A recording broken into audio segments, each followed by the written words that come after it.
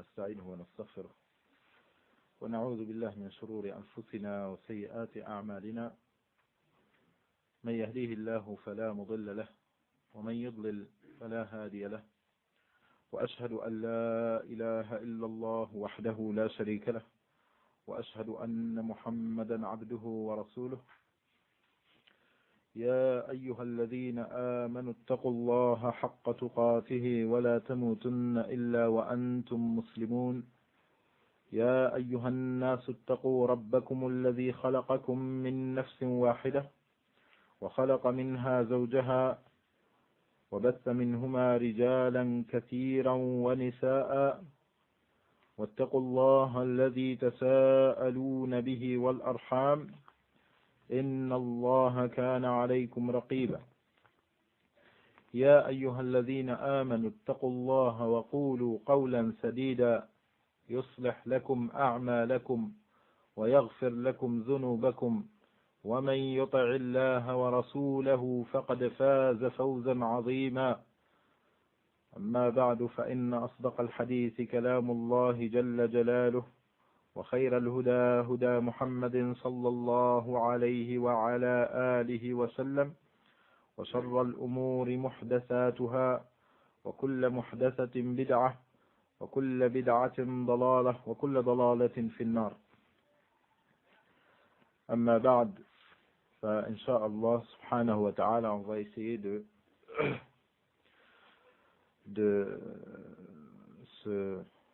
s'engager encore une fois dans le fiqh al-islami,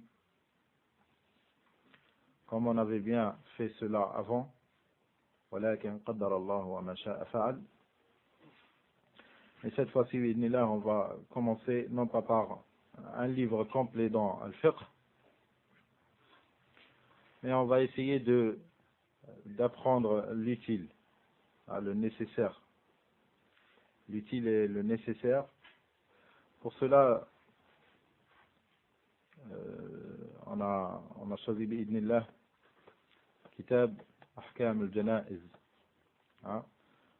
de Cheikh al-Islam Muhammad Nasr al-Din al-Albani rahimahullah ta'ala. Inch'Allah bi'idhnillah, on va essayer de faire, parce que ce que j'ai là c'est l'original, c'est-à-dire c'est pas le résumé, mais au fur et à mesure je vais essayer de résumer au fur et à mesure. Pour cela, parce que le résumé d'un côté c'est un résumé et il n'a pas cité les références, comme tout résumé bien sûr, il n'a pas cité les références. Alors si je l'aurais fait, j'aurais pas les références sous mes yeux.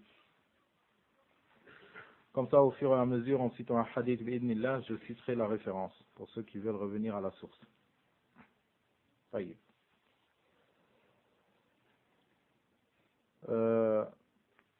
Comme vous savez très bien, un musulman mukallaf est concerné par les jugements, par ses actes, concernés soit pour lui, soit contre lui, en appliquant les ordres d'Allah, en suivant les enseignements d'Allah subhanahu wa ta'ala ainsi que de son prophète sallallahu alayhi wa alihi wa sallam, il sera récompensé.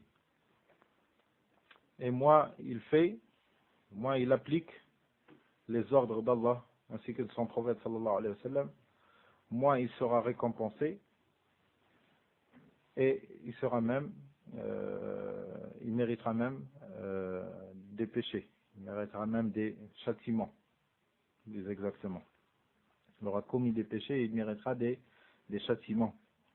Il méritera, mais comme vous savez très bien, ce n'est pas tous ceux qui méritent des châtiments. Ces châtiments seront appliqués sur eux obligatoirement. Parce qu'il y a des causes.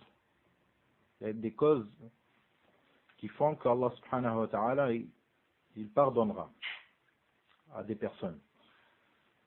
Qu'Allah subhanahu wa ta'ala pardonnera à des personnes lorsque elles font des péchés et elles meurent. Pour cela, Ahl al-Sunnah wal Jama'a, ceux qui suivent le prophète sallallahu alayhi wa sallam, ils disent, si Allah il veut, il appliquera ses châtiments, c'est-à-dire il le châtiera. Si Allah il veut, il ne le châtiera pas, il lui pardonnera. Pour des causes. Les savants ici des causes parmi les plus nobles, c'est l'intercession du prophète Mohammed sallallahu alayhi wa sallam. Au moment où il demandera à Allah subhanahu wa ta'ala d'épargner sa communauté. في المقام المحمود وبعثه مقاما محمودا الذي وعدته. مقام المحمود, c'est la position que prendra le prophète sallallahu alayhi wa sallam yawm al-qiyamah lorsque chaque communauté ira voir le prophète de Adam, de Ibrahim, de Nuh, d'Ibrahim, ainsi de suite tous les prophètes. Chaque prophète il dira nafsi, nafsi. Je m'occupe de moi-même. Ce que j'ai fait, déjà j'ai peur. Comment je vais m'occuper de vous? Alors, personne ne prendra cette responsabilité de intercéder entre Allah subhanahu wa ta'ala et ses serviteurs.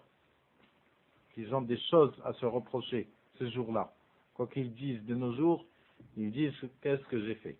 J'ai rien fait. Je fais salat, je fais saum. Tranquille. Mais yawm al-qiyamah, tu te rappelleras de toutes choses. Et ce dont tu ne te rappelleras pas, Allah subhanahu wa ta'ala te le fera rappeler. Une seule chose, une graine d'injustice, elle sera sortie, elle sera citée ce jour-là. Alors à ce moment-là, la personne, elle se rappellera qu'en quoi il y a des péchés qu'il a fait, qu'il a eu l'orgueil, de dire qu'en quoi j'étais un pécheur devant tout le monde. Qu'il a eu l'orgueil de dire devant tout le monde, je me suis trompé, c'est vous qui avez raison. Ou bien il a l'orgueil de dire à sa femme, c'est toi qui avais raison et c'est moi, ton mari, qui avait tort. Ou bien la femme, elle a l'orgueil de dire à son mari, c'est toi qui avais raison et c'est moi qui avais tort. Ainsi de suite. Et ceux qui ont fait travailler des gens, ils ne les ont pas payés en les tenant par la main qui fait mal, comme on dit en arabe,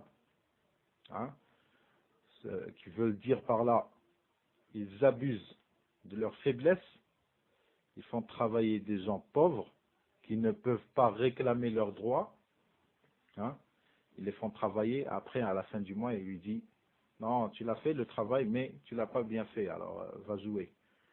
Si l'autre il réclame ses droits, il dit, tu sais très bien que ce que je pourrais te faire de mal. Tu sais très bien que tu te retrouveras à l'aéroport. Tu sais très bien que tu te retrouveras au bled. Pourquoi? Parce que c'est un sans-papier, il a été injuste vis-à-vis de lui, ou bien parce qu'il l'intimide, ou bien parce que celui qui l'a fait travailler, il a une belle image devant tout le monde. Il a une belle image blanche devant tout le monde. Pour cela, s'il y a un conflit, il va mentir seulement un mensonge et l'affaire sera faite, que c'est l'autre qui était fautif. Ils abusent. Alors ceux-là, ils vont le payer. Comme c'est cité dans le hadith, le Nabi sallallahu alayhi wa sallam nous apprend comment on doit régler ses affaires. On doit payer celui qui t'a fait du bien, qui t'a fait un travail, tu dois le payer avant que sa sueur ne sèche. Avant que sa sueur ne sèche, tu dois le payer. Alors, pour cela, tous ces injustices-là sortiront. Quoique tu ne les as même pas calculés. ما لهذا الكتاب لا يغادر صغيرة ولا كبيرة إلا أحصاها. C'est ce que disent les kuffars. Et ceux qui étaient injustes. يوم القيامة. ما لهذا الكتاب لا يغادر صغيرة ولا كبيرة إلا أحصاها. C'est quoi ce livre qui ne lâche ni une grande affaire ni une petite affaire et il la cite. Toi tu te sauves et lui il te colle. Il y a ça. Toi tu essaies de te sauver. Il y a ça aussi. Il y a ça. Calme-toi, tout sera cité. Rien ne sert de se sauver. La justice sera faite yawm al-qiyam. En citant tout cela, le Nabi sallallahu alayhi wa sallam, c'est lui qui prendra la position. Lorsque les gens ils iront chacun vers un prophète, chacun il dira ce que je vois aujourd'hui, ça me suffit. Ah, ça me suffit comme problème ce que je suis en train de voir. Ah, jusqu'à ce qu'ils arrivent à Muhammad sallallahu alayhi wa sallam, il leur dira c'est à moi cette affaire. Il leur dira cette affaire c'est à moi. Après il commence à implorer Allah subhanahu wa ta'ala, commence à adorer Allah subhanahu wa ta'ala pour qu'Allah subhanahu wa ta'ala pardonne à ces gens-là. Pour qu'Allah subhanahu wa ta'ala leur pardonne. Alors, Allah subhanahu wa ta'ala par sa bénédiction, par sa miséricorde, il dit à Muhammad sallallahu alayhi wa sallam, il lui dit, demande qui tu veux que j'épargne. Hein? Ishfa', tushaffa'. Hein? Intercède pour ces gens-là et tu seras accepté. Après, le Nabi sallallahu alayhi wa sallam dit, Allahumma ummati. Ma communauté, ya Allah, ma communauté.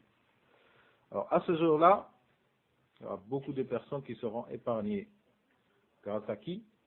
Grâce à la cause de Muhammad sallallahu alayhi wa sallam, comme cause qu'Allah subhanahu wa ta'ala il a fait. Et pour cela, on voit très bien que c'est Allah subhanahu wa ta'ala qui donne la permission à Muhammad sallallahu alayhi wa sallam, qu'il intercède. Pour cela, qu'est-ce que ça sert d'implorer Muhammad sallallahu alayhi wa sallam? Comme font les soufis. Les soufis al-mala'in, avec leur shirkiyat.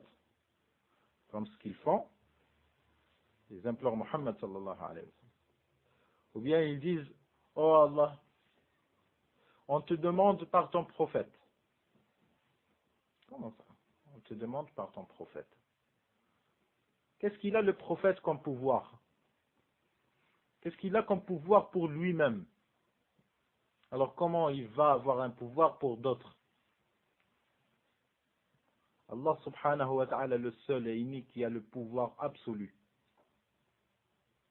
qui a la volonté absolue, qui a la décision finale. S'il veut, il n'épargnera personne et ce sera justice faite. Parce que si Allah subhanahu wa ta'ala nous châtiera tous comme on est, les pieux et ceux qui ne le sont pas, ce sera justice faite. Parce que avoir les injustices que font les pieux, ce sera justice. Mais c'est une miséricorde d'Allah subhanahu wa ta'ala qu'il pardonne. Jusqu'au point où si tu fais une bêtise, si tu commets un péché, tu mériteras un châtiment. Et si tu fais une bonne action, tu mériteras 10 récompenses. Et si tu veux tu as dans ta tête de faire un péché, et tu ne le fais pas, tu auras une récompense. Regardez, le péché, tu as envie de le faire, et tu ne le fais pas, le fait de ne pas le faire, tu as des récompenses. Qui est plus miséricordieux qu'Allah subhanahu wa ta'ala? Rahmatullahi wasi'a. Allah subhanahu wa ta'ala, sa miséricorde, elle est absolue. Elle est totale. Elle est totale, elle n'a pas de défaut. Elle est complète. Ce qui n'est pas de la sorte de la miséricorde de ses créatures. Quelle qu'elle soit la créature. Que ce soit un prophète ou que ce soit un messager. Ils ont une miséricorde. Mais leur miséricorde, elle restera toujours une miséricorde d'une créature. Elle restera toujours faible. Il y aura toujours une faiblesse dans cette miséricorde. De là, lorsque la personne elle réfléchit, elle trouvera que rien ne sert d'éviter. Il y a des siècles qui sont passés bien avant nous. Tous ils ont vécu, mais tous ils sont morts. Comme cela se passera pour nous. D'ici 50 ans, vous savez très bien, vos pères, vos mères, elles ont peut-être 50 ans, peut-être 40 ans. Elles ont un âge. Il y en a ceux qui ont 70 ans, il y en a 80. Ils ont un âge. Mais essayez de voir, est-ce qu'ils étaient des bébés? Ils étaient tous des bébés. Et avant eux, personne n'existe. sur terre. Hein? Si on calcule seulement 100 ans, un siècle, personne sur terre, personne de ceux qui étaient sur terre n'existe. Combien? 10, 20, 1000. 1000 sur 4 milliards hein, d'habitants. 4 milliards et quelques sont tous morts. C'est une vérité. Le musulman doit toujours avoir dans sa tête, il doit toujours avoir cette vérité qui viendra. Si tu resteras normal, aucune cause, tu vivras normal, tu vas aller où? 60, 70 ans, 100 ans, tu vas arriver 200 ans, 200 ans? Pas du tout. Ça n'a jamais existé, même si ça existera. Comme a cité dans le hadith, qu'a rapporté l'imam Muslim, rahimahullah, dans son sahih, qu'Allah subhanahu wa ta'ala, il a envoyé Malak al-Maut. Il a envoyé Malak al-Maut.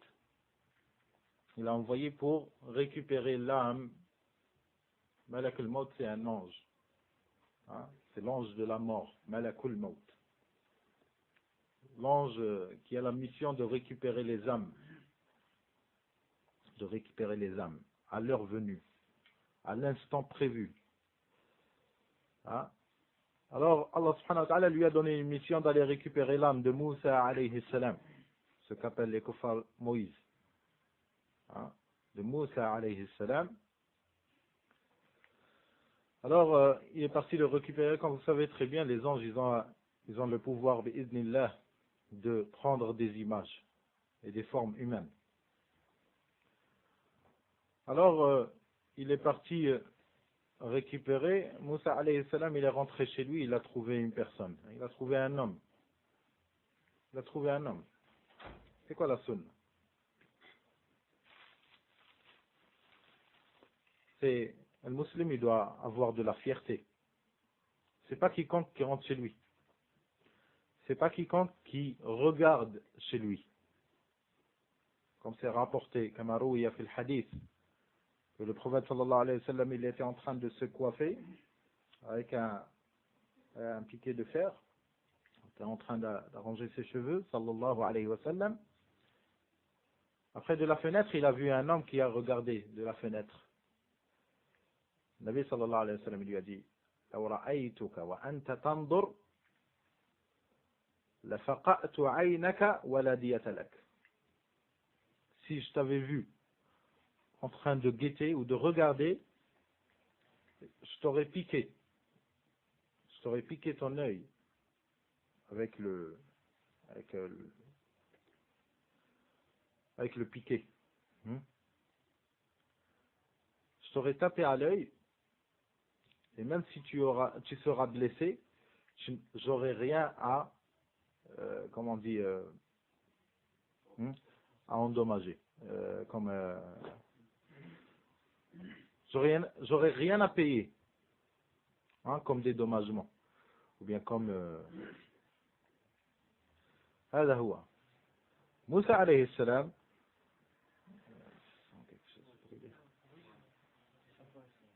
D'accord. Alors Moussa alayhi salam, pareil. Il est rentré chez lui, il a trouvé un homme, un étranger, il a trouvé chez lui. Qu'est-ce qu'il a fait? Il a frappé Moussa alayhi salam. Il a frappé cette personne à l'œil. Alors il lui a déformé l'œil.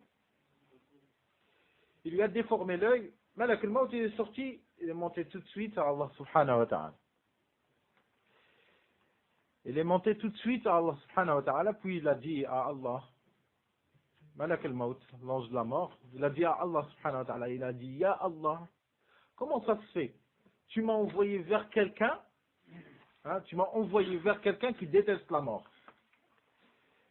Bien sûr, ça nous apprend comme quoi, c'est comme si c'était une histoire s'est passée ou un dialogue s'est passé avant. Comme quoi Allah subhanahu wa ta'ala, il a dit à Malak al-Maut, comme quoi je vais t'envoyer vers les meilleurs de mes créatures à l'époque. C'est Moussa alayhi salam. Alors Il lui a dit, comment tu m'as envoyé vers quelqu'un qui déteste la mort? Il n'a pas bien assimilé la situation. Alors, qu'est-ce qu'il lui a dit Allah subhanahu wa ta'ala? Il a dit à Malak al-Maut, tu prends cette vache ou bien un taureau, tu prends ce taureau et tu le prends avec toi à Moussa alayhi salam. Tu descends à Moussa alayhi salam, tu prends ce taureau, tu descends à Moussa alayhi salam et tu lui dis que moi je suis l'ange de la mort et que Allah subhanahu wa ta'ala il t'a dit, tu poses ta main sur ce taureau-là et tu auras de chaque poil de ce taureau qui touchera ta main, tu auras une année de plus. Après il a fait un ange, il a fait les commandements. Il est descendu avec le taureau, il a parlé à Moussa alayhi salam, il lui a dit, c'est l'ange de la mort, Allah subhanahu wa ta'ala m'a envoyé pour récupérer ton âme, et il t'a dit, pose ta main sur le taureau, tu auras de chaque poil qui touchera ta main, tu auras une année de plus. Alors Moussa alayhi salam, pour voir comment Allah subhanahu wa ta'ala il a voulu faire apprendre à Malak al-Maut, c'est qui, vers qui je t'ai envoyé. Il voulait lui apprendre la valeur de Moussa alayhi salam. C'est qui Moussa alayhi salam? Alors il a envoyé avec le taureau et tout, il lui a dit, Allah subhanahu wa ta'ala, il t'a dit pose ta main et tout. Moussa alayhi salam, comment il a réagi? Regardez, quelqu'un qui a toujours la mort devant lui, qui a toujours son cœur vivant. Son cœur vivant, il n'est pas mort. Nous, si on dit vivant, ça veut dire l'iyadu billah, on vit dans le dunya. Lorsqu'on dit un cœur vivant, c'est comme si tu dis, si j'ose dire, cool. Hein, quelqu'un qui vit dans le mouvement. C'est ça un cœur vivant. A'udhu billah. C'est une conception des cœurs morts. Son cœur il est mort parce que le cœur qui est vivant, c'est celui qui est toujours en vue. Il a toujours la vérité devant lui, la vérité de l'existence, et non pas les images. Parce qu'il y a des gens qui voient des images de l'existence. Ils voient des images. Par exemple, moi je vous vois, vous me voyez. Mais quelqu'un des salihin, des pieux prédécesseurs, ou des pieux, ceux qui suivent les prédécesseurs, ils sont parmi nous. Lorsqu'ils nous voient, ils ne nous voient pas comme toi tu me vois ou bien comme moi je vous vois. Ils nous voient avec un regard de pitié, comment on est déstabilisé dans notre tête. Qu'est-ce qu'on fait dans cette dunya? On passe notre temps à faire quoi? On rigole, rigoler c'est permis. Mais est-ce que tu as le temps en vérité de rigoler? Est-ce que tu as le temps de rigoler? Comment tu rigoles? Hein? Et comment tu peux blaguer, encore pire, comment tu peux blaguer alors que tu sais même pas, est-ce que tu es parmi les gens de l'enfer ou bien parmi les gens du paradis? Comment tu rigoles alors que tu sais que tu vas traverser As-Sirat? Que tu vas traverser As-Sirat.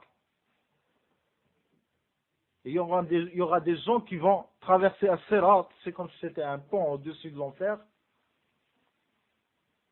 Hein? Il y a des gens qui vont passer. Il y a des gens qui vont passer jusqu'à la fin, ils vont le terminer. Walillahi alhamd. Il y a d'autres, ils vont passer avec un déséquilibre. Il y a d'autres, tu passes, tu crois que tu es arrivé, tout de suite il y aura des pinces. Il y aura des pinces qui viennent d'en dessous, il attrape la personne, il la jette par terre. Tu ne fais pas partie de ceux qui méritent de traverser. Comment on peut rigoler alors que demain, ils vont te mettre dans la terre que tu piétines chaque jour. Viendra le jour où elle sera au-dessus de toi. Comment on peut rigoler? Comment on peut trouver du loisir, du plaisir à vivre? Comment on peut vivre alors que la sunna, c'est la plus ignorée. Comment on peut sentir que on vit, masha'Allah, tu dis, ana salafi, masha'Allah, salafi, masha'Allah. Salafi de quoi? Il est où fahm al-salaf? Elle est où la science? Il est où qiyam al-layl? Il est où sawm al-nahar? Le jeûne. Parmi les salafs, il y en a ceux qui jeûnaient jusqu'à ce qu'ils changent de couleur, 4 couleurs. Ils changent 4 couleurs, il devient jaune, après il devient noir, après il change complètement, tellement la faiblesse qui se donne. Fi ibadatillah, dans l'adoration d'Allah subhanahu wa ta'ala. Comment on peut rigoler alors que salaf, il y avait des salafs qui avaient toujours la larme qui tremble dans l'œil. Prête. La larme, elle est prête à couler. Elle entend seulement la ilaha illallah et elle coule. On n'a pas besoin de faire maw'ida, tellement que de nos jours, il y a des du'at. Il y a ceux qui font da'wa, font leur cassette que des cris. Des cris. Il essaye de te faire tomber la larme obligatoirement. Il faut qu'elle tombe. Tu l'entends, il crie. Tous ceux qui l'écoutent, on dirait ils écoutent un cours de maths. Ou bien physique. Rien. Pourquoi? Parce que les cœurs. C'est les cœurs, ils sont malades. Étant donné qu'on dit la ilaha illallah Muhammad Rasulullah, les cœurs, ils ne sont pas morts. Étant donné qu'on est des musulmans. Alors les cœurs, ils ne sont pas morts. Et s'ils seront morts, ils accepteront qu'ils revivent, qu'ils soient revivifiés. C'est une mort, mais pas une mort qu'on connaît. C'est une mort comme la terre, elle est morte. Tu vois la terre, la sécheresse et tout, elle est morte.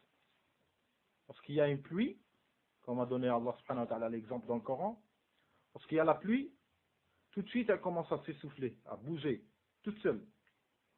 Regarde, des fois, même dans des vases, par exemple, ou bien dans des pots de fleurs et tout, tellement ça fait bien longtemps que tu ne l'as pas arrosé, lorsque tu jettes de l'eau, ça commence à bouger.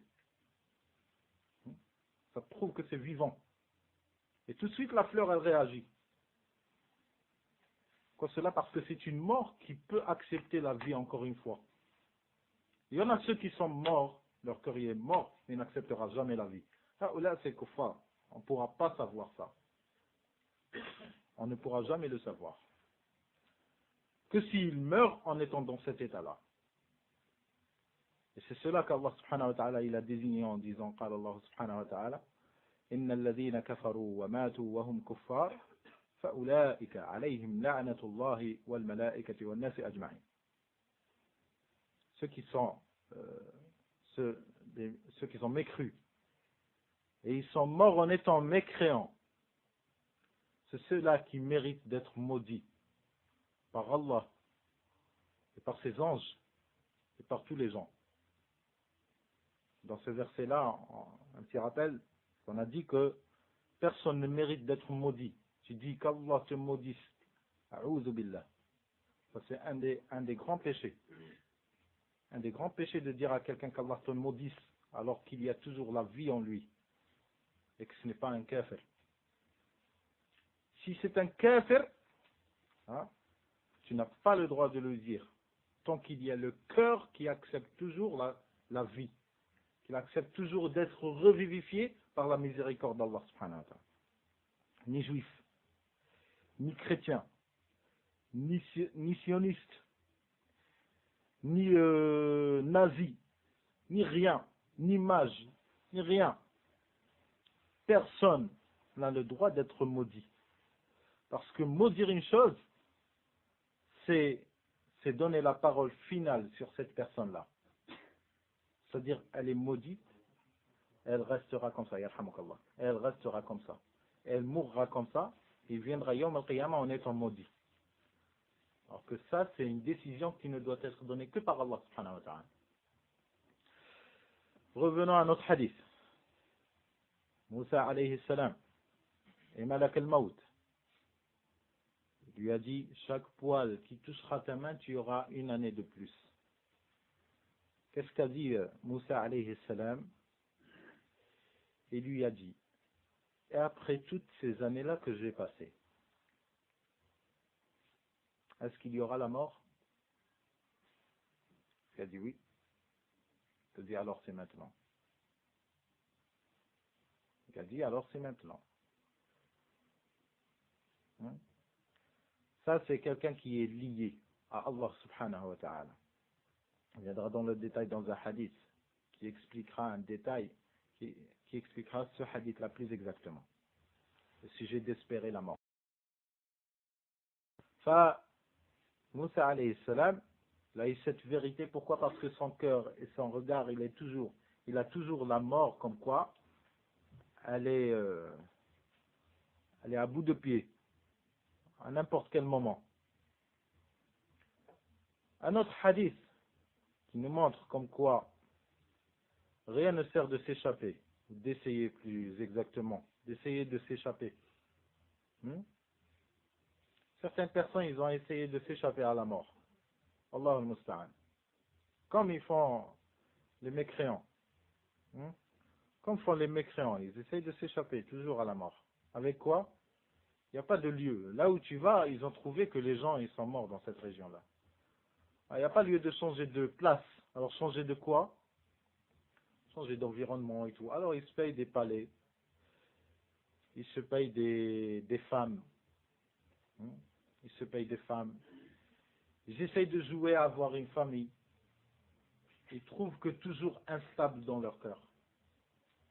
Ils trouvent que toujours il n'y a pas la paisibilité qui s'est placée.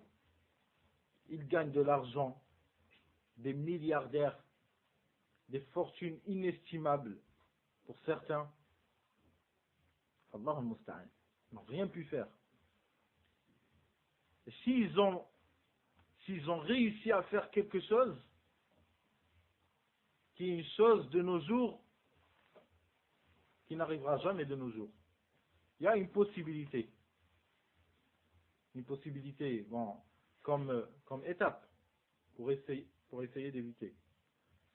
Il y a un homme, il a essayé d'éviter cela, avec à l'aide d'un miracle d'un prophète. Allah subhanahu wa ta'ala, il a envoyé Malak al-Maut pour récupérer l'âme d'une personne. Cette personne, elle vivait à l'époque de Sulayman, alayhi salam. Elle vivait à l'époque de Sulayman, alayhi salam. Lorsqu'Allah subhanahu wa ta'ala, il a envoyé Malak al-Maut, Malak al-Maut, il est descendu, il est parti voir Sulayman, alayhi salam, il l'a trouvé dans une assise, il s'est assis. Il s'est assis dans l'assise de Sulayman, alayhi salam. Il y avait Sulayman, alayhi salam, des personnes. Et la personne concernée, restez bien avec l'histoire que le prophète sallallahu alayhi wa sallam nous raconte. Et la personne concernée, elle était dans l'assise de Sulayman alayhi salam. Malak al-Maut, bien sûr, il était sous forme humaine. Il n'arrêtait pas de guetter, de regarder, de fixer du regard cette personne-là. Cette personne-là, il y avait la frousse. Elle avait tellement peur. Qu'est-ce qu'elle a cette personne à me regarder comme ça? S'imagine dans une assise, il y a un cours, et toi tu regardes l'autre depuis le matin. Tu regardes l'autre. Tu regardes l'autre et un regard qui n'est pas trop gentil. Alors il n'arrêtait pas de le regarder, de le regarder, de le regarder. À la fin de l'assise, cette personne-là concernée, elle est partie voir Sulayman alayhi salam. Elle a dit, Sulayman, c'est qui cette personne-là? Elle n'arrête pas de me regarder, elle n'arrête pas de me regarder. Depuis le début de l'assise, il ne me lâche pas du regard. C'est qui cette personne-là? Tu la connais? Il a dit, c'est l'ange de la mort. C'est Malak al-Maut. Allah al-Musta'an. Imagine, il te dit, c'est Malak al-Maut. Il t'a pas dit qu'il va récupérer ton âme. T'inquiète pas. Imagine, il t'a rien dit. Il t'a dit seulement c'est Malak al-Maut. Qu'est-ce que ça va te faire? Alors il lui a dit, Sulayman alayhi salam, il lui a dit, c'est l'ange de la mort. Allah subhanahu wa ta'ala, il l'a envoyé pour récupérer ton âme. L'autre, il a a failli perdre la tête. Il a demandé à Sulayman alayhi salam, Ya Sulayman, j'ai une faveur à te demander, seulement une seule chose. Il dit, c'est quoi? Il a dit, ordonne le vent de me prendre à un pays lointain où il ne me trouvera pas. Demande-lui de m'emmener en Inde. Demande-lui de m'emmener en Inde. Sulayman alayhi salam, qu'est-ce qu'il fait? Il sait très bien que ce qu'il fait, ça ne servira à rien. Alors il exauce. Il a ordonné le vent, il a pris en Inde. Après un bon bout de temps, il est revenu, Malak al-Maut, il est revenu voir Sulayman alayhi salam. Malak al-Maut, il était étonné d'une chose. Il vient d'apprendre une chose qui l'a laissé perplexe. Il a dit, Ya Sulayman, il y a une chose que j'arrive, c'est une chose qui est très délicate. Il a dit, c'est quoi? Il a dit, Allah subhanahu wa ta'ala, il m'a envoyé pour récupérer l'âme de cette personne-là, en Inde. Je suis venu chez toi, je l'ai trouvé chez toi. Après, je suis parti au rendez-vous. En Inde, je l'ai trouvé là-bas, j'ai récupéré son âme.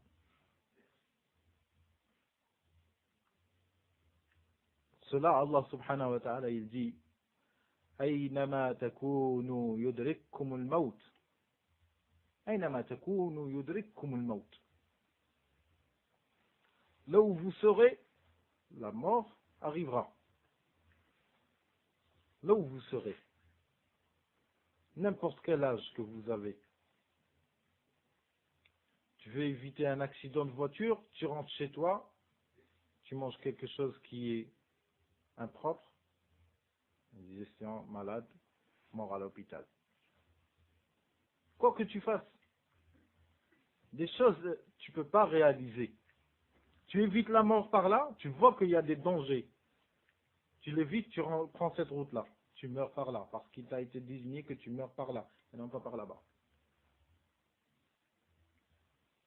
Alors, comme ils disent, إذا نزل القدر عمي البصر.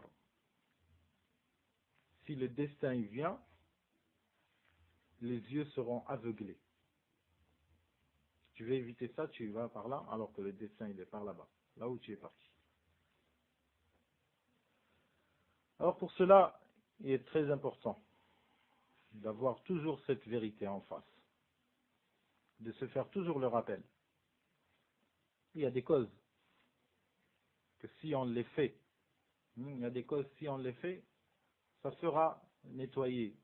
Les impuretés qui se trouvent dans le cœur le feront ressortir. Et il y aura la lueur, les étincelles de la foi qui vont remplir le cœur. Parce qu'il n'y aura que les étincelles, plus il y aura cette lueur de foi qui se trouve dans le cœur, plus tu auras le cœur vivant. Si on te fait maw'ida, on te fait un rappel. Tu vois que tu as assimilé. Tu passeras des années, tu te rappelleras toujours des mots. Certains de vous, ils ont écouté seulement des cassettes, certainement, des cassettes, que jusqu'à présent, vous vous rappelez toujours, quoique ça fait des années. Essayez de vous rappeler. Pourquoi cela? Parce que le moment où vous avez écouté ces choses-là, le cœur il était prêt. Le cœur il était pur. Surtout pour les personnes qui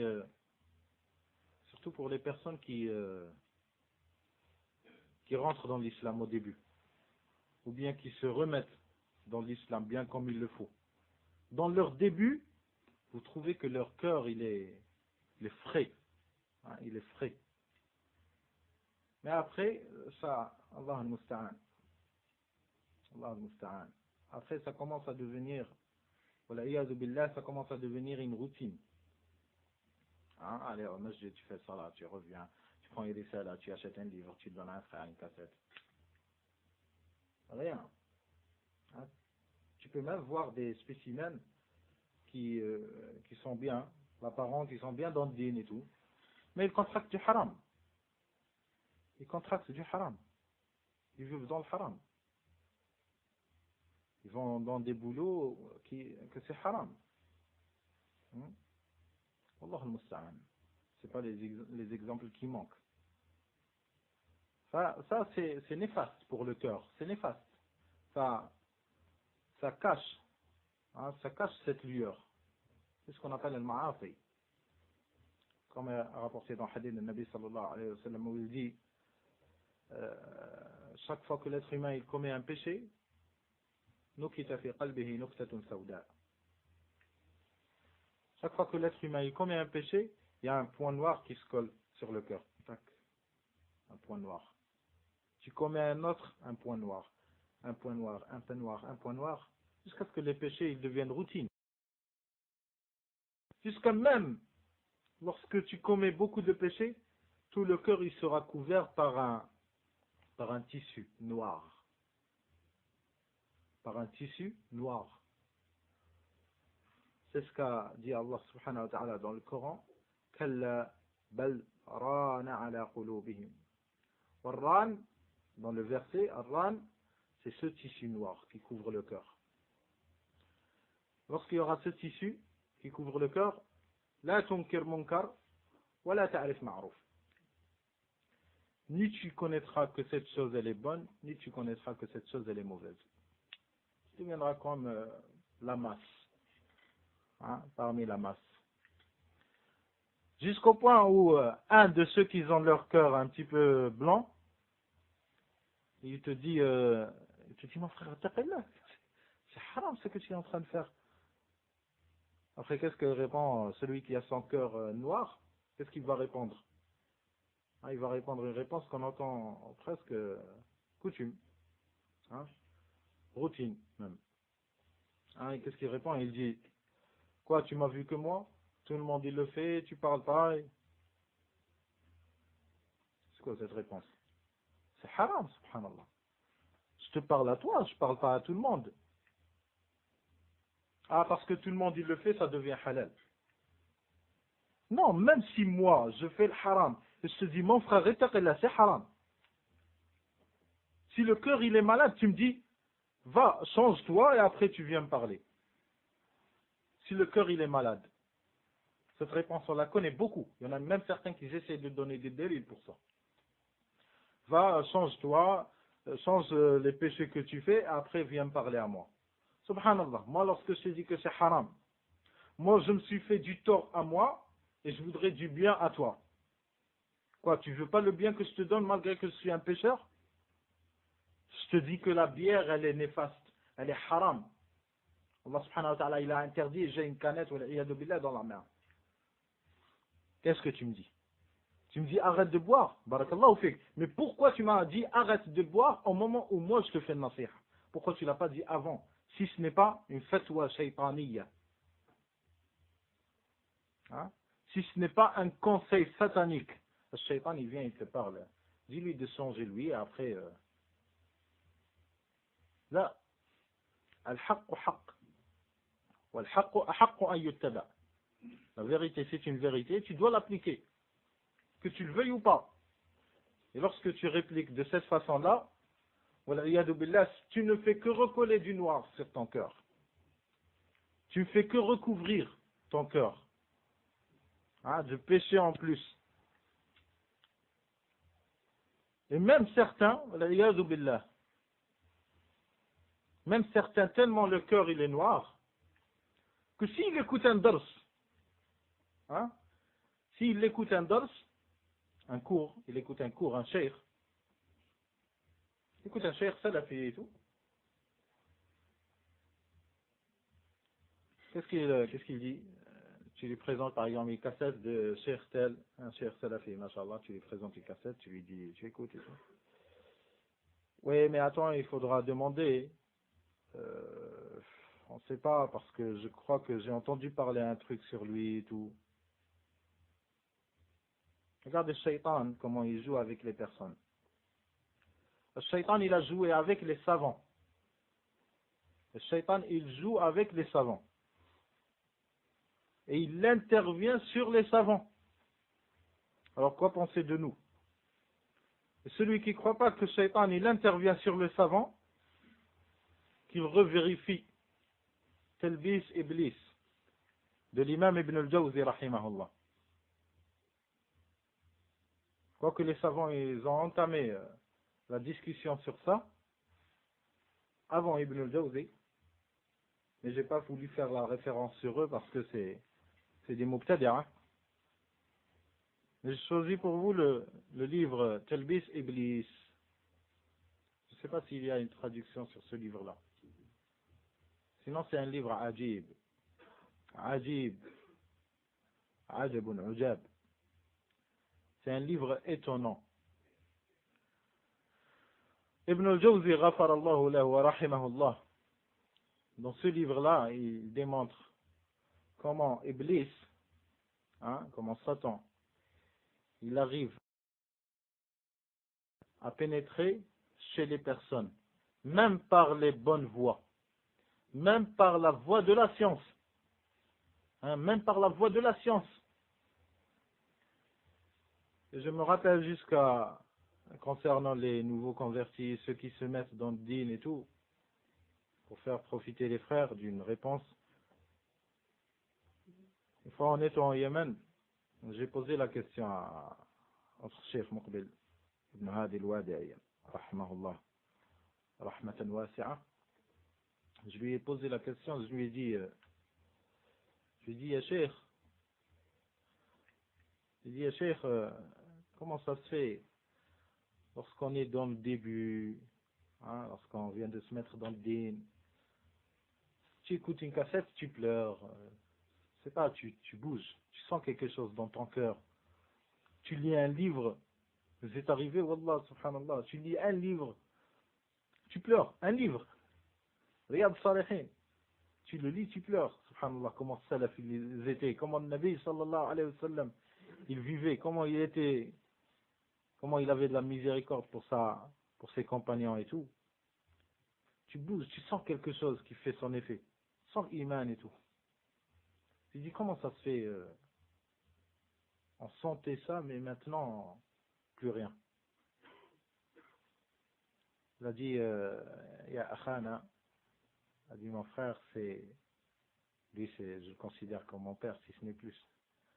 Mais sa modestie, rahmatullahi ta'ala alayh, il disait que mon frère, nous on est en train de souffrir ce dont tu souffres.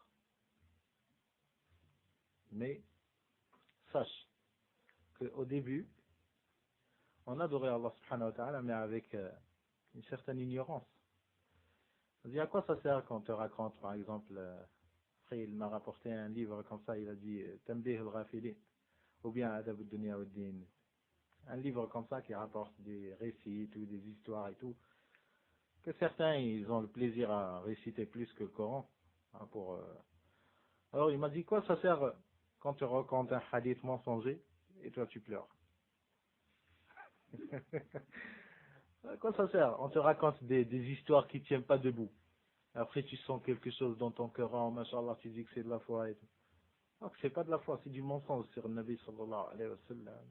C'est mensonge sur le Sahaba radiyallahu anhum. Il dit mais maintenant on adore Allah subhanahu wa ta'ala avec science. Tu vois la science, tu filtres, tu es en train de filtrer. Mais il m'a dit, et ça c'est la solution, il m'a dit, mais moi je conseille chaque talib ilm qui se sent un petit peu de lassitude lorsqu'il étudie et tout, qu'il laisse au moins un jour. Qu'il laisse au moins un jour pour repos. Il va faire une promenade et tout. Après il m'a rajouté, il m'a dit, moi j'espère, tellement ses occupations, il m'a dit, moi j'espère au moins un jour seulement de prendre mes chèvres et tout et de sortir. De sortir, c'est désertique et tout, il y a des montagnes rocheuses et tout. Il m'a dit de prendre les chèvres et de sortir. Et de voir les chèvres comme ça, comment une petite chèvre, elle tête sa maman et tout. Tu les vois et tout. Allah al-Musta'an. Ça c'est un des points qui montre que le cœur de notre chair, c'était hayy. c'est un cœur vivant. Hein. Non pas comme certains frères, ils croient que c'est bien, que Cheikh il est sans pitié. A'oudhu billah. Ahl Sunnah, ils n'ont jamais été sans pitié. Ahl Sunnah, ils ont toujours été les gens qui ont le plus pitié pour tout le monde. C'est comme ça. Ahl Sunnah, ça c'est un jarh du frère. C'est une critique mauvaise. Et il croit bien faire lorsqu'il dit que les gens de la Sunnah, Inch'Allah, sans pitié sur les Muqtadi'a. Alors que non, au contraire. Comme un des imams des Salaf, un des plus prédécesseurs, il disait tel c'est un Muqtadi'a, tel c'est un dal. Faites gaffe de telle personne. Après, un, il est venu, il lui a dit, ya imam, tu ne crois pas que tu es en train de médire ces personnes-là? C'est-à-dire que tu rentres dans la médisance. Il a dit, wayhak, wayhak, gare à toi. Tu sais pas que j'ai plus de pitié pour eux que leur père et leur mère. C'est-à-dire ces innovateurs, j'ai plus pitié pour eux que leur père et leur mère. Ne sais-tu pas que si les gens ils vont les suivre, ils viendront et ils porteront leur péché radani au mal-qiyamah, alors que si je dis que tel mubtada, les gens ils vont plus le suivre, il n'y aura qu'une minorité qui l'ont suivi. Tu sais pas cela? Alors, Ahl Sunnah, c'est les gens qui ont le plus pitié pour la terre, pour tout le monde, sans exception, pour le kuffar, pour les athées, pour tout le monde, pour tous ceux qui méritent plus exactement, pour tous ceux qui méritent la pitié. Ils ont de la pitié pour eux. Et notre cher, il était pareil. Et il suivait les imams. Une fois, Wallah al-Musta'an, j'ai eu une information comme quoi il y avait des arrestations en Égypte et tout, des Ikhwan al-Muflisin. Il y avait quelques dirigeants d'entre eux et tout en Égypte, ils ont été arrêtés. J'ai rapporté la nouvelle à Cheikh. Je lui ai dit quelques Ikhwan muslimin, ils ont été arrêtés en Égypte et tout. Après, qu'est-ce qu'il a dit? Il a dit Allah al-Musta'an. Il a dit Allah al-Musta'an. Il a dit lorsqu'on parle sur eux, on n'a pas de la fierté de parler sur eux. Et si on parle sur eux, c'est bien pour din. Et même il a dit, on sait très bien que eux, ils sont meilleurs que plusieurs en Égypte. Hein? Les Ikhwan al-Muflisin, ils sont meilleurs que plusieurs. Hein? Il faut être juste. Allah al-Musta'an. L'essentiel, c'est que les cœurs, ils doivent toujours être vivants. Ça c'est, on a dit qu'il y a des causes, comment ils peuvent être vivants. Sama' al-Durus, awwal shay, la première des choses, c'est kathrat qira'at al-Qur'an. Réciter le Coran. Pour ceux qui ne savent pas réciter, écouter le Coran. L'essentiel, il y a toujours quelque chose qui rentre. Coran. Parce que vous savez très bien, la règle c'est quoi? La règle, il faut qu'il y ait un filtre dans le cœur. J'aimerais bien que vous saisissiez il faut qu'il y ait un filtre dans le cœur. Pour qu'il filtre tout ce qui passera.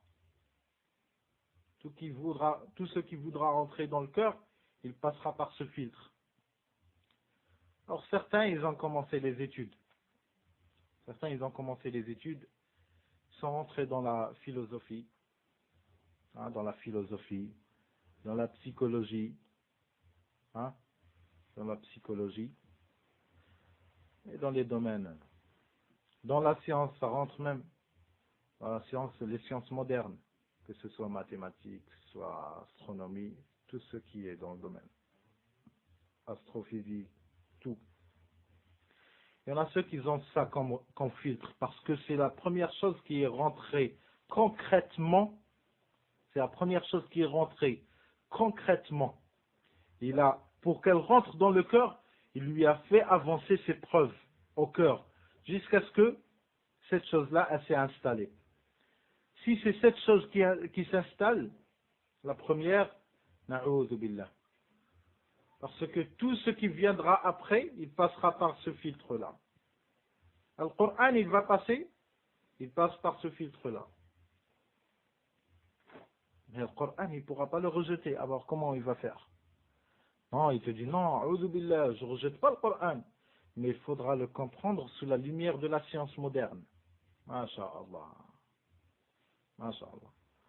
Tu dis, وَأَرْسَلَ عَلَيْهِمْ طَيْرًا أَبَابِيلَ. Il te dit, oui, ils ont été dissous, mais ça prouve qu'il y avait une maladie, physiologique qui a atteint les corps et tout. Ça, c'est les microbes. Qu'est-ce que tu racontes? وَأَرْسَلَ عَلَيْهِمْ طَيْرًا أَبَابِيلَ. طَيْر, c'est des vols, c'est des oiseaux. أَرْسَلَ عَلَيْهِمْ طَيْرًا أَبَابِيلَ تَرْمِيهِمْ. Elle leur jette. Elle leur jette quoi? تَرْمِيهِمْ بِحِجَارَةٍ. Des pierres. Il n'y a rien à raconter. Il n'y a ni microbes, ni ce que tu racontes. Pourquoi il dit ça? Que parce que le filtre, il lui a imposé, parce que ça viendra en contradiction. En contradiction. Ce n'est pas expliqué scientifiquement comment un corps peut se dissoudre. Comment, subhanallah, scientifiquement? Comment tu es, toi, scientifiquement, comment tu es? D'où est-ce qu'ils sont venus, les veines, les poils? Pourquoi tu as les poils? Tu ne peux pas être un être humain sans poils? Là, ça ne te plaira pas. Tu ne peux pas l'être. Mais pourquoi tu l'as? Pourquoi la femme? Elle a les poils, elle n'a pas de poils. Heureusement, elle n'a pas de poils. Et pourquoi les femmes, elles n'ont pas de poils et les hommes, ils ont? Comme celui qui a dit, il leur a dit, l'être humain est descend du singe.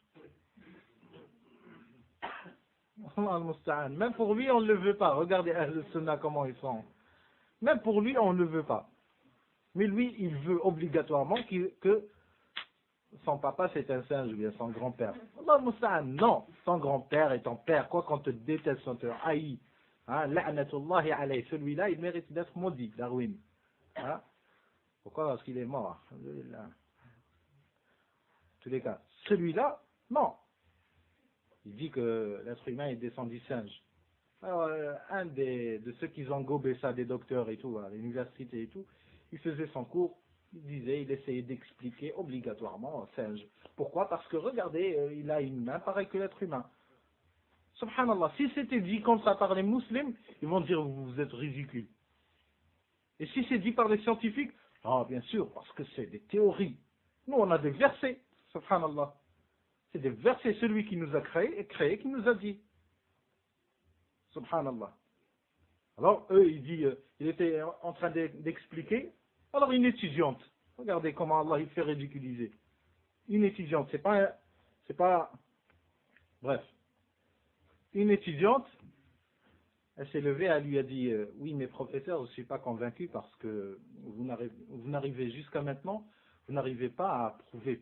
C'est quoi le mystère des poils? Où sont partis les poils? Le singe, il en a partout, l'être humain, non.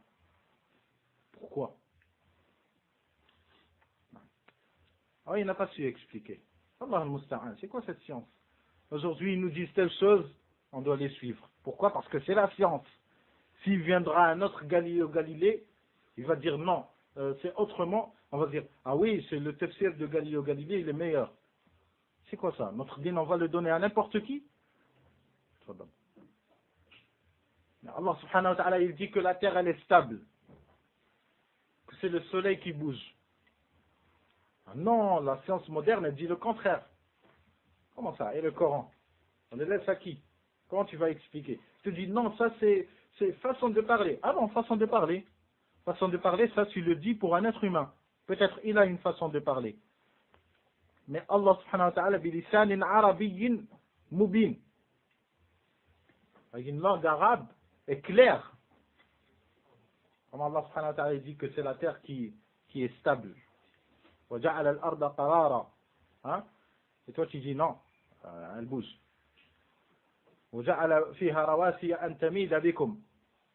Allah subhanahu wa ta'ala, il a établi les montagnes sur la terre que pour qu'elles ne bougent pas, que pour qu'elles restent stables, que pour qu'elles gardent l'équilibre. Toi tu dis non, ouais c'est genre d'hélice. Si on laisse le Coran comme ça pour celui qui veut, et il explique comme il le veut, Allah al-Musta'an. Et on a dans le Coran même les choses qui expliquent, alhamdulillah, beaucoup de choses qui sont découvertes par la science moderne. Ils sont prouvés dans le Coran. Et on ne va pas essayer de jouer ceux qui veulent dire... Dans le Coran, il y a toutes les théories modernes. Regardez les fusées, comme quoi les êtres humains ils vont avoir des fusées, ils vont partir vers la lune et tout. Allah subhanahu wa ta'ala a parlé dans Surat Ar-Rahman. يا معشر الجن والإنس إن استطعتم أن تنفذوا من أقطار السماوات والأرض فانفذوا لا تنفذون إلا بسلطان. Ah, ça c'est un verset. Masha'Allah. Comment tu comprends l'arabe? Alors, il ne faut pas rentrer dans le jeu. De dire que d'essayer de jouer les shows. Tu prends le Coran et tu trouves toutes choses. Ah, ça ne veut pas dire ça.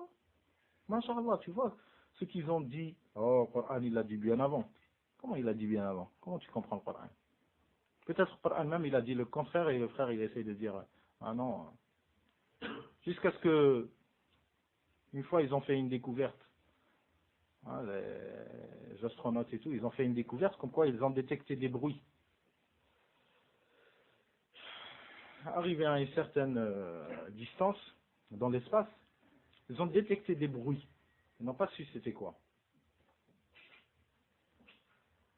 Après, ça reste toujours un sujet à étudier chez les scientifiques. Mais ceux qui jouent les shows dans la science, ils disent comme quoi on est dans le deal, mais regardez, le Coran, il a parlé, il a bien cité ça avant. Le Cheikh al-Zindani, Abdul Majid al-Zindani, au Yémen, il a dit, moi je sais c'est quoi ça. Ça c'est le bruitage des crayons des anges qui sont en train d'écrire. Comment tu comprends, Allah al-Musta'an? Comment tu comprends? Ça c'est Sama ad-Dunya, les anges, où est-ce qu'ils sont? Sama ad-Dunya, ils ne sont même pas arrivés au début de Sama ad-Dunya. Les étoiles, ils sont inespérés pour les scientifiques qu'ils arrivent à une étoile. Et en fin de compte, ce qu'il y a comme bruit, c'est la rotation des étoiles. Ils ont dit comme quoi c'est la rotation des étoiles. Allahu a'lam. Il ne faut pas essayer de dire non, c'est pas ça. Hein? Non, c'est pas ça comme ceux qui disent non, c'est impossible que la personne elle arrive à la lune. Bien ceux qui disent si, dans le Coran il y a un verset. Non, Allah al-Musta'an. Tout ça c'est iftira ala Allah. Kadib ala Allah. Allah al-Musta'an. Et comme a dit Cheikh al-Uthaymin, rahimahullah ta'ala, il a dit qu'il n'y a pas de verset qui interdise que l'être humain il arrivera à la lune. Il n'y a pas de verset contraire. Mais on dit seulement que ceux qui disent qu'on est arrivé à la lune, donnez vos preuves. Tu me ramènes des photos de Columbia Pictures, après tu viens et tu me dis, voilà on est arrivé et le mec il est en train de se balancer, je sais quoi, Michelin. Hein? Et après tu viens et tu me dis, regardez, on a réussi à faire ce que le Coran il n'a pas cité. La guerre froide entre les États-Unis et les Russes. Hein? Alors les Russes, ils étaient tellement puissants, les Américains aussi. Il fallait bien un chaos pour les Russes dans ce domaine-là. Les États-Unis, ils étaient bien avancés dans le domaine cinématographique que n'étaient pas les Russes. Donc les Russes n'avaient pas les moyens. Alors on fait des images, voilà, on est arrivé à la Lune. Alors restez tranquille. Et après nos musulmans, ils viennent et ils disent Masha'Allah, ils sont arrivés à la Lune, alhamdulillah. Toi, qu'est-ce que ça fait? Ils ont réussi à te gober. Ils sont arrivés à la Lune. Tu étais avec eux. Pourquoi, depuis les années 60, pourquoi ils ne sont pas repartis à la Lune? Ça ne les intéresse plus, ça y est, ils ont vu, ah, c'est de la terre normale. Ah, c'est de la terre fertile. Allez, on descend. On change d'autres planètes, plus on va vers Mars. Pourquoi ils sont plus remontés? C'est plus intéressant, ça y est. Ouais, comme ça là. Oh, le musulman, il doit pas... Ça, en tous les cas, on s'était engagé dans l'introduction de l'Ahkam al-Janaiz, quoi qu'à la fin, on a sorti. Alaykoum salam. Alors, bi'idnillah, dimanche, je ne sais pas si c'est le Eid. Si c'est le Eid, dimanche, on fera pas. Il n'y aura pas cours. En tous les cas, que ce soit samedi ou dimanche, les frères de Sergi, il n'y a pas cours, Inch'Allah. Il n'y aura pas cours. Ah, ni le samedi, ni le dimanche, Inch'Allah. Alors, et on reprendra, Inch'Allah, dimanche prochain, dimanche d'après plutôt. Et là, on rentrera dans le sujet de Ahkam al-Janaiz de Cheikh Nasr al-Din al-Albani, rahimahullah ta'ala. Et on attaquera le sujet, b'idnillah. Barakallahu fikum. Jazakumullah. Ça c'est inhabituel. Kef Sergi, ça y est aussi, pareil. Non. هذا هو. Et j'ai dit les enregistrements بإذن il y aura que le frère qui enregistrera. C'est à lui de distribuer Inch'Allah les cassettes. Et si on réussira à faire Inch'Allah Internet, il y aura les cassettes dessus. هذا هو. نعم. تفضل أخي. Je crois qu'on va pas. Le Farq, il y a un livre de... Il y en a ici.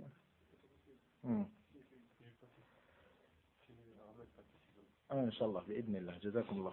J'ai trouvé un risala de l'imam Ibn Rajab, imam Ibn Rajab al-Hanbali, rahimahullah ta'ala, un des élèves de l'imam Ibn al-Qayyim, rahimahullah, et le cheikh de Hafid ibn Hajar, l'Asqalani, rahimahullah ta'ala. Il a une risala, il a une petite risala, on va essayer de la faire sortir, Inch'Allah, en je ne sais combien, en 14 pages.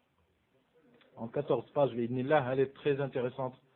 Dans le manhaj, elle est très intéressante. Elle s'appelle Al-Farqu bayna al-Nasihati wa al-Ta'yir. La différence entre le conseil et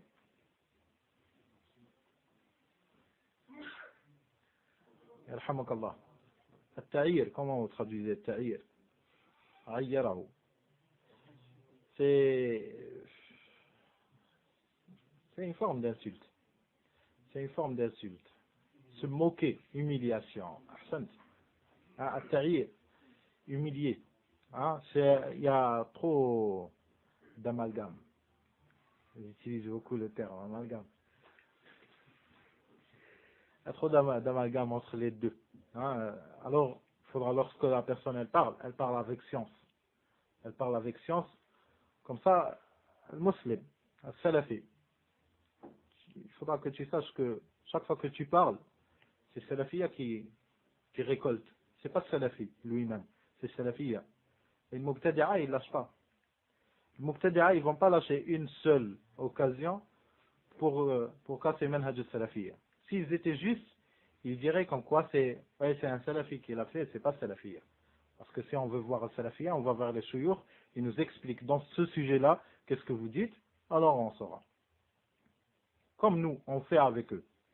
On dit que l'ikhwan qubouriya, l'ikhwan shi'a, l'ikhwan, tout ce qu'il y a, toute la marchandise, c'est tout. Il n'y a pas de filtre, tout rentre, tout ce qui rentre fait ventre. Alors, lorsqu'ils sont comme ça, on le dit par science. Un ikhwan, il vient, il dit non, ça c'est un cheikh de l'ikhwan, c'est pas l'ikhwaniyya, c'est pas le da'wa l'ikhwaniyya, c'est pas manhaj l'ikhwan al-muflisin. On dit non, voilà les preuves. Hassan al-Banna, il a dit. Voilà les preuves. Omar al-Tilimsani, Hassan al-Hudaybi. Voilà les preuves. Nasr Abu Nasr plutôt. Hamad Abu Nasr. Voilà les preuves. Mustafa Mashour, le dernier des racailles. On ramène des preuves, nous, formelles, de leur souyour. Mais ils disent que salafiyé, ils insultent et tout. Ramenez vos preuves. Voilà les souyours. Prends une carte téléphonique, on téléphone. On demande est-ce qu'on insulte lorsqu'on dit ça ou est-ce qu'on prête conseil. On va voir. Et comment ils étaient salaf? Nous on dit salafiyoun. Alors on se réfère au salaf. les pieux prédécesseurs. Je te cite moi les salafs. L'imam Malik, rahimahullah, il critiquait. Hein? L'imam Ahmad, rahimahullah, il critiquait. L'imam al-Bukhari, rahimahullah, il critiquait. Sufyan al-Tawri, rahimahullah, il critiquait. Abu Hurayra, radiyallahu anhu, il critiquait. Abdullah ibn Mas'ud, il critiquait. Omar ibn al-Khattab, il critiquait. Abu Bakr al-Siddiq, il critiquait.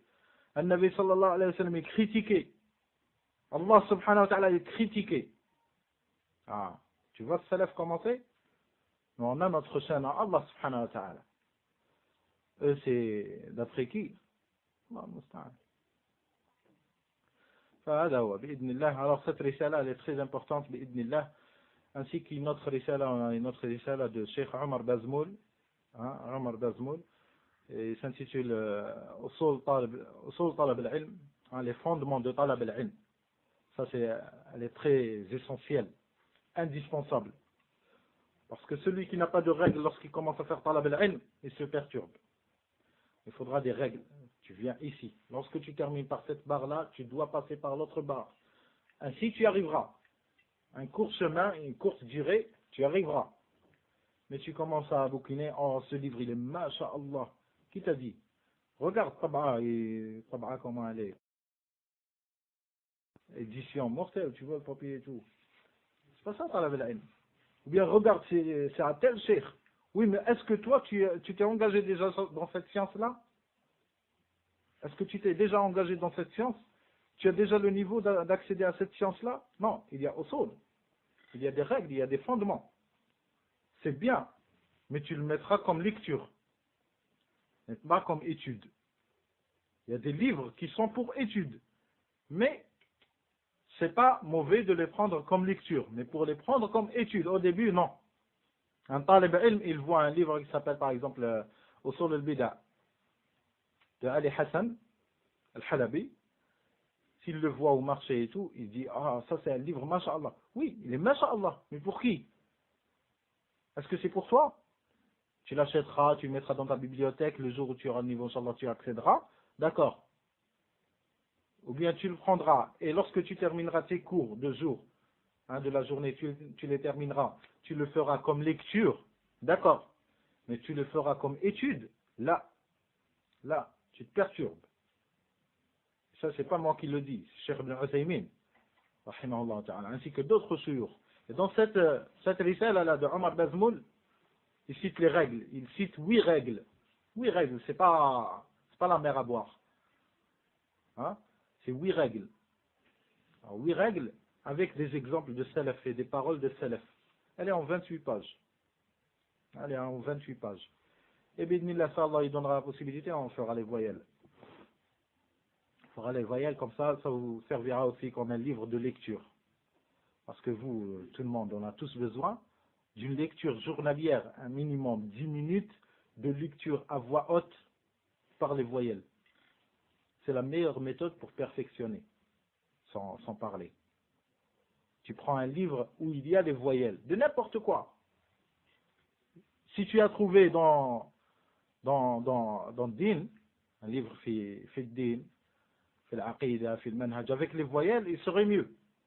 Si tu as trouvé un livre dans la langue arabe qui est avec les voyelles et tout, ce serait mieux aussi. Si tu trouves n'importe quoi, un livre, tant que ce n'est pas halal, tant que ce n'est pas haram, des interdits et tout, avec les voyelles et tout, tu le prendras et tu liras. C'était la méthode de certains, des anciens, des anciens de l'époque des prédécesseurs. Ils prenaient des livres comme le livre de ceux qui étaient super puissants dans la langue arabe, quoique c'est des mubtadi'a, comme le Jahid, ils étaient mu'tazila et tout, mais ils avaient des livres. Alors un élève comme ça c'est rapporté, je crois, par l'imam al-Khatib al-Baghdadi, rahimahullah ta'ala, fi tarikh. Il rapporte cette histoire qu'un, il est passé devant un jeune garçon.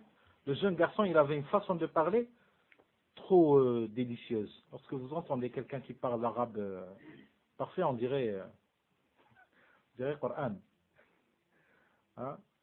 Alors il a demandé à ce jeune garçon, il lui a dit, comment tu as cette langue arabe trop forte, trop belle? Après, il lui a dit, moi, chaque jour, une durée, comme ça on pourra évaluer à 10 minutes. Bien, il lui a dit, chaque jour, j'ai 10 pages de livre de Jaheb à lire à voix haute. Pourquoi à voix haute? Parce qu'à voix haute, tu t'écoutes, tu te perfectionnes, tu t'habitueras à écouter ton parler et de le corriger. Hein? Alors, il lisait chaque jour 10 pages. Et mieux vaut que ce soit le livre, un livre épais. Comme ça, tu passeras toujours par des pages nouvelles. Parce que tu vas lire des pages que tu as déjà lues, et ça commencera à devenir par cœur. Mais, lorsque c'est des pages nouvelles, c'est bien. Tu liras à voix haute. Je ne vais pas dire jusqu'à ce qu'il y ait un dépôt de plainte des voisins. Mais tu liras à voix haute, tu te feras écouter. Hein. Tu liras 10 pages. Alhamdulillah, masha'Allah. Après, tu fermes le livre, tu ne toucheras plus. Si tu continueras sur ce rythme-là, il ne passera pas 2 mois, tu verras une remarque. Une remarque te sera faite. Pas par toi, parce que celui qui avance dans la science, il se verra jamais. Il dit, oh subhanallah, ça fait 2 mois j'étais rien, maintenant masha'Allah. Personne ne dit ça. Hein? Mais, Inch'Allah, des remarques te seront faites. Comme ça, la personne s'habituera à la langue arabe, elle parle. Comme moi, je suis en train de m'habituer au français. J'ai tout perdu, l'arabe.